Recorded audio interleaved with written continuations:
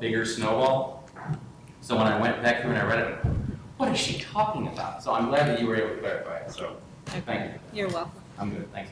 Thank you. Anyone else? Chris?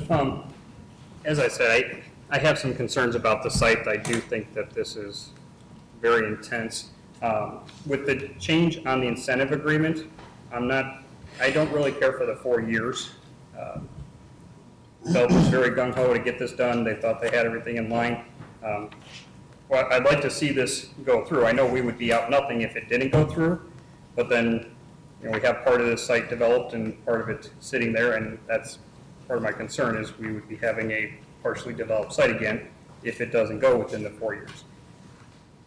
I'd like to see the development down here, but I have several concerns that I've raised in the past about the circulation, the truck traffic, those kind of things.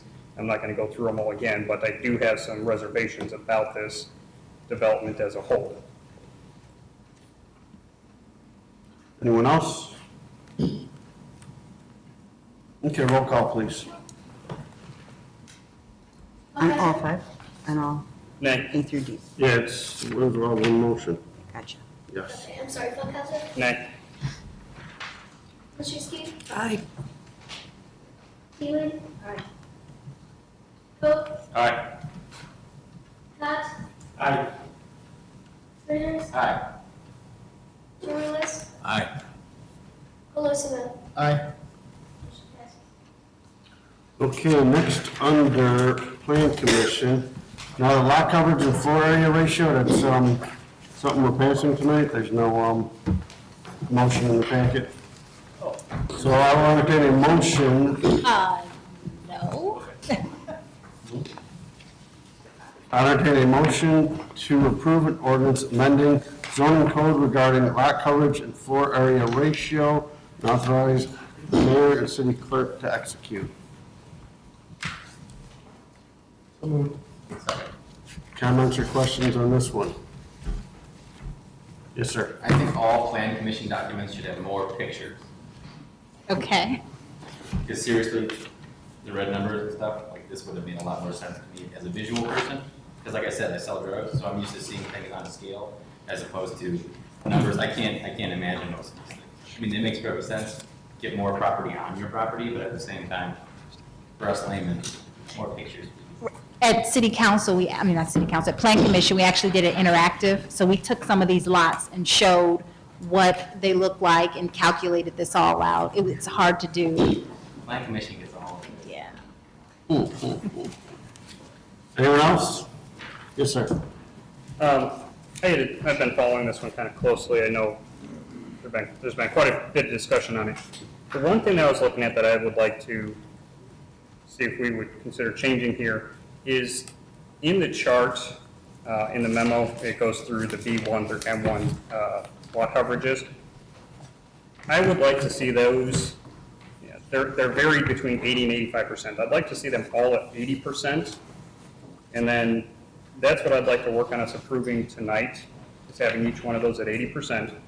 But then what I'd like to see happen is have this go back to Plan Commission to basically create an incentive for 10% additional for installing permeable pavers. So not to hold up the process. What I'd like to see is 80% across the board, and then have the other part that I'd like to see included go through the process of Plan Commission and not hold up. We have 10 or 12 permits that are sitting About waiting. 13, yeah. 13 now. So I would like to not hold those up, but I just think that the 80% would be good, and then incentivize an extra 10% on that. Out of the business, Yeah, I have the same question. Go yeah, ahead. out of the business districts, the only one that's different is retail commerce. It was 5% more. What was the justification for the extra 5% for retail? B2 has a 0 front lot line. So that accommodates for a building going all the way up, so you won't have any setback or open space.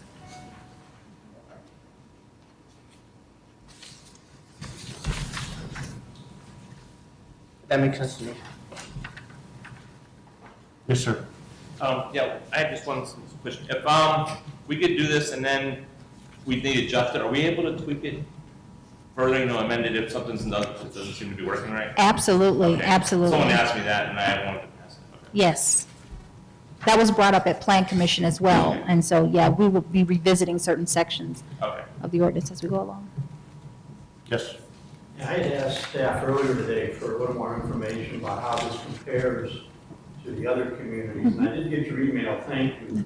But just so I make sure I understand what you put in there is, other than maybe Plainfield, we're all pretty much on the same playing field, is that correct? Yes, what happened was when we revised our zoning ordinance, we included not only buildings, but other hard surfaces in the calculation. And when we looked at typical lots, and we looked at over 100 of them, the sidewalks, the driveways, the patios, and the pools, began to accumulate about another 20 to 25% in that number. So other communities like Plano, Oswego, and Montgomery don't include those types of hard surfaces in their calculation for lot coverage. So in essence, we're on par. So we increased our numbers by 20 to 25% so that we can basically account for the existing conditions.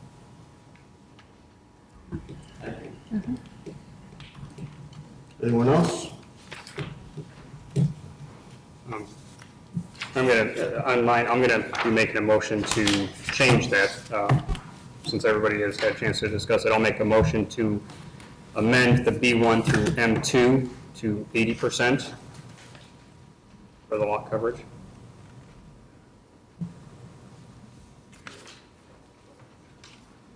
Anyone want to second it? Or is everyone- Repeat it one more time. Motion to amend the B1 through M2 to 80% for the lot coverage. So all that would impact is B2, M1, and M2. Yes. That's from 85 to 80. Yeah, those 85s would go down to 80, those three. B2, M1, M2. But that additional 5 is negotiable if they add. It would be 10%. The next part of it, which I don't want to confuse too much unless you want me to go into it, but there would be an incentive of 10% of additional area, which is actually above what is being proposed by staff. I have a question. Go ahead. But if it's a permeable paver, does it count? No, So it doesn't count towards the 80%? correct. So I can fill my lot 80% covered if I'm in that district. And the other 20%, I don't need an incentive. I can still put 20% of permeables down because it doesn't calculate into the formula. So Correct. how would that incentive work? If I can. Yeah. Part of it is the effect of having a lot coverage, regardless of if it's permeable or impermeable, the intent is it's a parking area. The reason that it would have to go back to Plan Commission is this is a definition change. Right now, we say parking area. Impervious or permeable, they're interchangeable right now. I have an issue with that because, as you said, you could cover 100% of your lot with permeable pavers, which I don't think that is what would be intended, that somebody could come in and cover the lot 100%. You should have some green space out there. While there are the benefits of the permeable pavers, that's why I'm saying you could have this additional 10% of land if you go back and add permeable pavers. So there's a definition change that has to happen for that. So that's where this, drop those 3 to 80% and then incentivize it to go up to 90% if they're covering the lot with some permeable pavers. That's the offset. There needs to be a change in the definition because you're right. Right now, the definition is basically it's excluding permeable pavers, which I think there needs to just be a little clarification on language so that this works. If I may, Mayor, I don't disagree with you as far as coming up with an idea for the incentive. If we change the definitions, then they have to come back because of the pavers. But personally, I think staff has put a lot of time into these numbers, and I would not like to see them changed. So I would propose that possibly we approve the numbers as they are, and if we want to come up with an incentive program, we come up with the incentive program not for 10%, but up to 90%. So if you're at 80, you get the 10%. If you're at 85, you get 5% more. That way we stay with the numbers the staff has worked on, but there's still a little bit of meat on the bone for an incentive program, if you want to bring that back in the future for the pavers. So that's how I would word it if we were going down this road. Leave the numbers as is and have up to a 90% incentive program.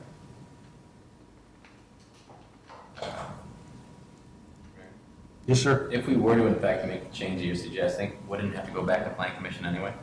Yes, Right.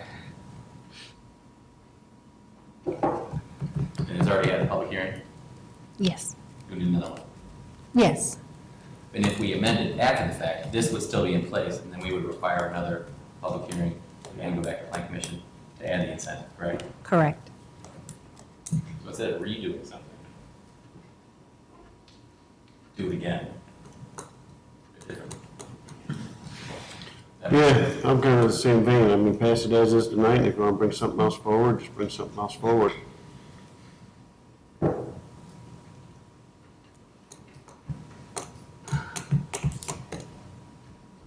Did you still want to make a motion, or you're good doing it that way, or? It appears motion fails. Okay. Any other questions? And on the topic of permeable pavers, have you seen anything, Eric, on permeable concrete? I Yes. seen something on TV, it was amazing. Asphalt as well, they're making The dump truck The dumping the concrete. water onto the concrete, the concrete truck. And it's just, I was fascinated by yeah, it. It was amazing. We actually had a product in here a couple of years ago that they were doing a demonstration, and it does exactly what it says. So I mean, even if we did incentivize, we may not want to just limit it to pavers, Well, something permeable. permeable, so- and that's where, you know, you say pavers, pavers is a general term, but I would Right. definitely say just permeable in general.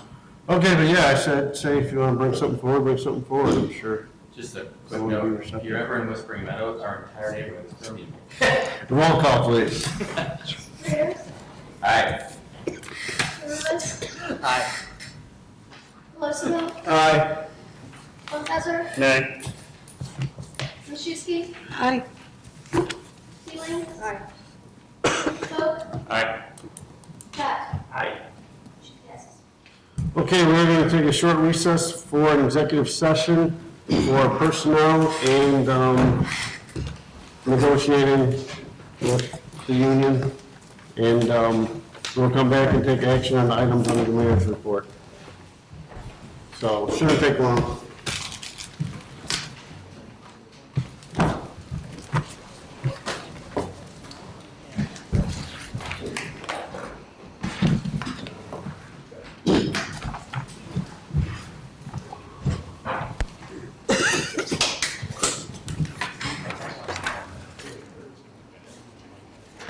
Okay.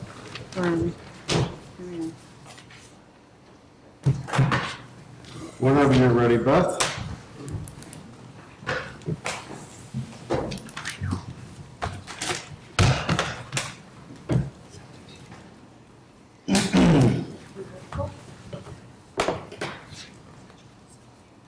Okay, we're back in regular session. And under mayor's report, I will entertain a motion to approve a memorandum of understanding between the United City of Yorkville and the Illinois Fraternal Order of Police Labor Council representing Yorkville patrol officers, and authorize the city administrator, chief of police, and city clerk to execute. So moved. Second. Comments or questions on this? Roll call, please. Pat. Aye. Spears, aye. Rulis, Aye. Colosimo, Aye. Funkazar, Aye. Machuski, Aye. Teeling. Aye. Vote. Aye. Passes. I'll entertain a motion to approve an employment agreement between the United City of Yorkville and Bart Olson, and authorize the mayor and city clerk to execute. So moved. Second. Comments or questions? Roll call, please. Spears, Aye. Rulis, Aye. Colosimo, Aye. Funkazar, Aye. Machuski, Aye. Teeling. Aye. Vote. Aye. Pat. Aye. Motion passes. I'll entertain a motion to approve an employment agreement between the United City of Yorkville and Richard Hart, and authorize the mayor and city clerk to execute. So moved. Second. Who seconded? Comments or questions? Roll call, please. Ruling, Aye. Colosimo, Aye. Funkelsser, Aye. Krasinski, Aye. Teeling, Aye. Cook, Aye. Scott, Aye. Williams. Aye. Okay, no zoning board of appeals, no city council reports, city clerk's report, any community and liaison reports? Anyone? Yes, I do. Let's see. Okay. I'm looking for a sheet of paper. We have way too much tonight.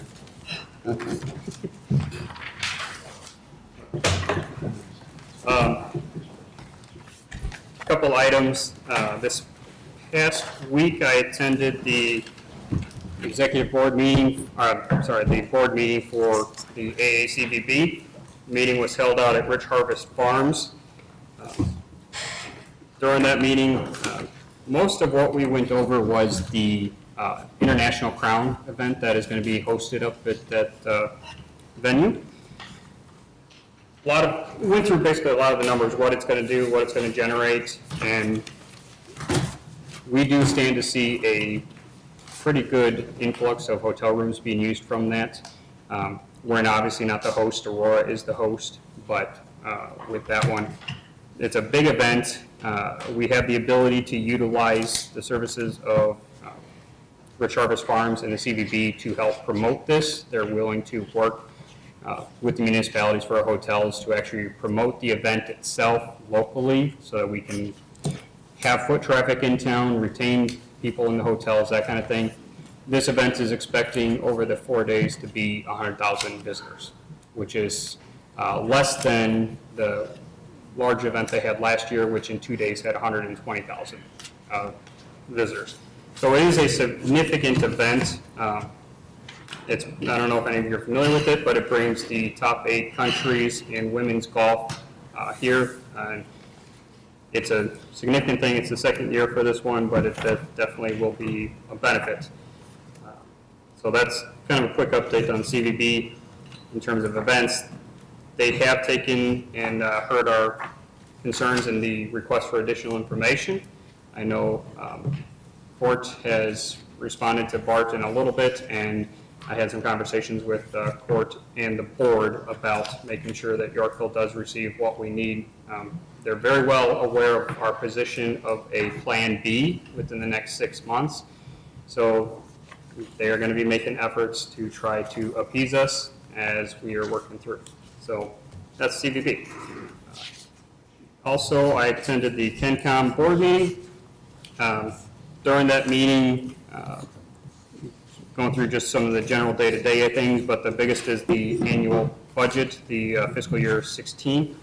That budget's 2 parts. It's the first part is a budget that is based on the 911 telephone lines. It's a service fee off of cell phones and landlines.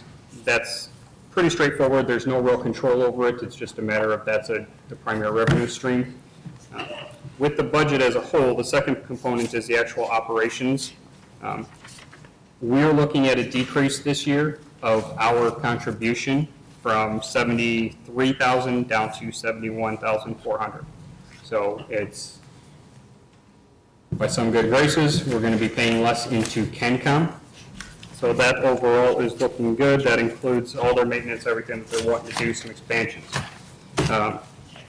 One thing I wanted to bring up is that frustrating with that organization, a board packet's prepared, put out in advance of the meeting. However, on the agenda was a budget, but no budget was included. We get to the meeting, they present the budget, review it for 30, 40 minutes, and then ask you to pass it.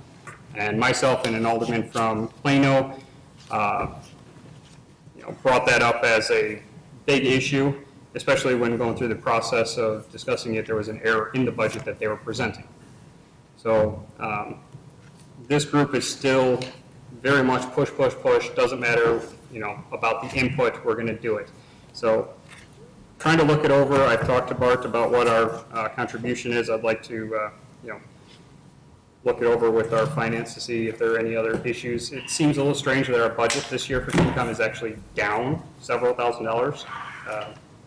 Knowing that there are potential cuts at the state, they're not accounting for those cuts. And also, revenues are not increasing.